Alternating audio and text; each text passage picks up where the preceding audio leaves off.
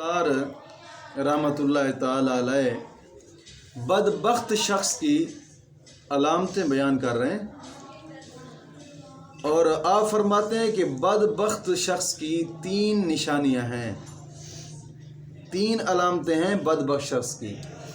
مطلب یہ ہوتا ہے کہ ہم پڑھ کر سن کر سمجھیں اور پھر ہو سکے جو بچنے والی چیزیں ان سے بچ جائیں، جو عمل کرنے والی چیزیں ان پر عمل کریں۔ بات سمجھ آ گئی کہ نہیں ہے؟ تو بدبخت آدمی کی 3 نشانیاں ہیں۔ ان میں سے پہلی چیز، وہ اپنے بیوقوفی سے ہمیشہ حرام ہی کھائے گا۔ بات سمجھ آ گئی؟ حرام ہی کھائے گا اپنی بیوقوفی کی وجہ سے۔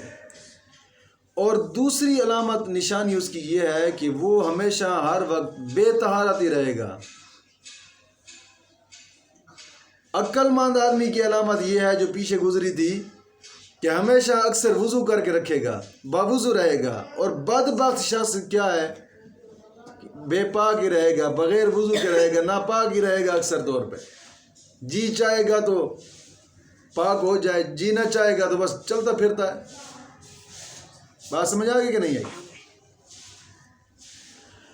اور تیسری نشانی اس کی یہ ہے کہ علم والوں سے دور ہوگا،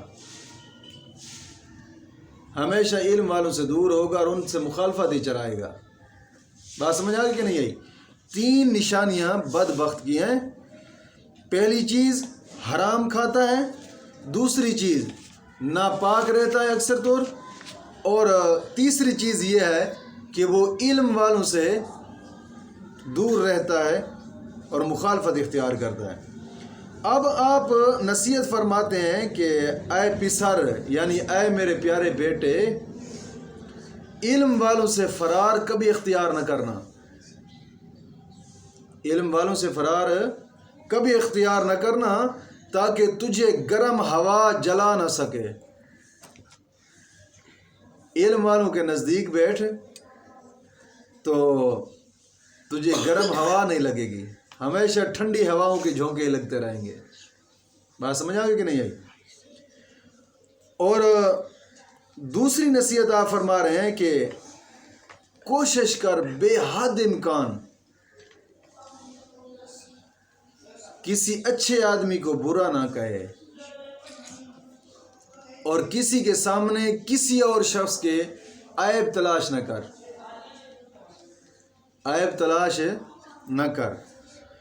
اور آگے نصیحت آپ فرماتے ہیں کہ پاک راہ اور پاکیزگی کو اپنا لے ہمیشہ کے لیے، پاک راستے کو اور پاکیزگی کو ہمیشہ کے لیے اپنا لے، تاکہ قبر کے عذاب سے بھی ڈرتا رہے۔